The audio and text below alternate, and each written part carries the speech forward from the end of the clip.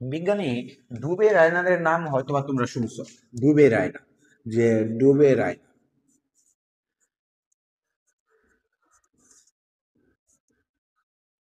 বিজ্ঞানী ডুবে রায়নার কত সালে? 1829 সালে। 1829 সালে বিজ্ঞানী ডুবে রায়নার লক্ষ্য করেন যে পর্যায় সারণীর একই পর্যায়ের যে কোনো তিনটি মৌলকে যদি তাদের পারমাণবিক ভর সংখ্যা অনুসারে সাজানো হয়, পয়েন্ট টু বি নোটেড, কি অনুসারে? পারমাণবিক ভর, যে পারমাণবিক ভর, পারমাণবিক ভর, পারমাণবিক ভর অনুসারে যদি সাজানো হয় তাহলে প্রথম আর তৃতীয় মৌলের, প্রথম আর তৃতীয় মৌলের পারমাণবিক ভর সংখ্যার গড় দ্বিতীয় মৌলের গড়ের সমান বা তার কাছাকাছি, দ্বিতীয় মৌলের পারমাণবিক ভরের গড়ের সমান বা তার কাছাকাছি। তাহলে ডুবে রায়নারের ত্রয়ী সূত্রটা কি হবে?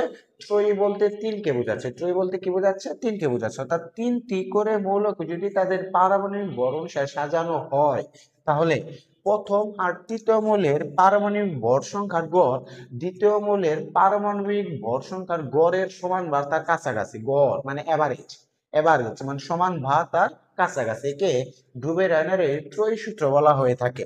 তাহলে ত্রয়ী সূত্র ক্ষেত্রে আমরা কি বলবো? উদ্ভাবকের নাম হলো বিজ্ঞানী ডুবে রায়নার। আর কত সালে? 1829 সালে। কিসের অনুসারে সাজায়? পারমাণবিক ভর সংখ্যা অনুসারে সাজায়। কয়টি করে মৌলকে? তিনটি করে মৌলকে। ধরো আমি যদি মনে করি, ধরো তুমি জানো লিথিয়াম, আবার ধরো লিখলাম সোডিয়াম, আবার ধরো লিখলাম পটাশিয়াম।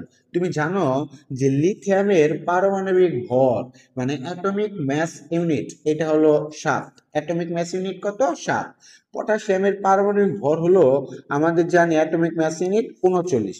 এখন এই দুইটাকে যদি আমি যোগ করি, যে 7 যোগ 39, এদের গড় করলে তুমি দেখবা আসতেছে 23।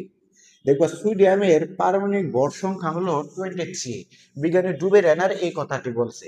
আবার ধরো তুমি যদি পর্যায় সারণীর 17 নং গ্রুপের যে মৌলগুলো আছে, যেমন তুমি যদি ক্লোরিন, ব্রোমিন ও আয়োডিনের কথা চিন্তা করো। ধরো আমি ধরলাম তুমি ধরতে পারো ক্লোরিন, ব্রোমিন, অথবা ক্লোরিন, ব্রোমিন, আয়োডিন, এদের কথা মনে করো। ধরো আমি লিখলাম ক্লোরিন, আবার ধরে লিখলাম ব্রোমিন, আবার ধরে লিখলাম আয়োডিন। তাহলে ক্লোরিনের ভরটা আমরা কত জানি? ক্লোরিনের ভরটা আমরা জানি 35.5।